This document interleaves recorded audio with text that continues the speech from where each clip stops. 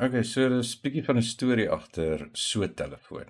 Baie jare terug het my pa, my oupa en ouma saam met ons Kruger Wildtuin toe gevat. Ons was baie klein. Albei my ouma en oupa is nou oorlede vir 'n paar jaar al. Maar in elk geval, my ma en my ouma moes 'n foonoproep maak vir een of ander rede.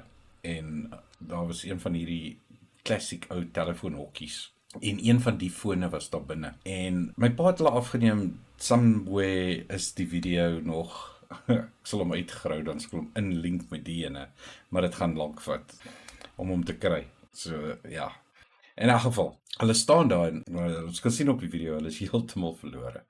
En hulle staan vir 'n hele ruk daar so en eventually kom hulle toe terug na die kar toe. En nou, ek meen ons was klein, so toe ons nou 'n bietjie ouer is, toe vertel my pa ons die storie. En hulle het daar gestaan voor die telefoon en hulle het nie mooi verstaan hoe om die nommer te dial nie.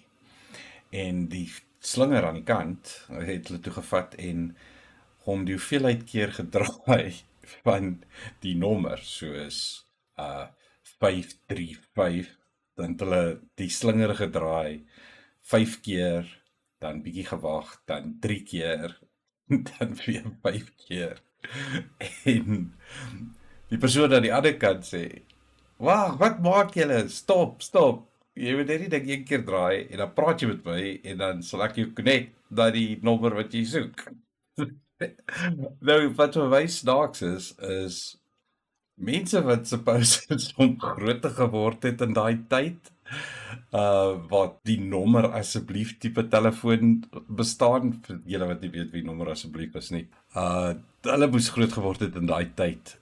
En toe die vir telefone wat jy dial ingekom, maar ja, vir een of ander rede het hulle self heeltemal confused met die nuwe stelsel en die classic stelsel. Ek dink nie hulle het verwag dat dit so moet werk nie, of somehow het hulle vergeet of totally confused geraak. Anyway, ek sal nooit die storie vergeet nie. So hierdie een het ek opgeneem in Cowboy Town in Krugersdorp op die 2 November 2025.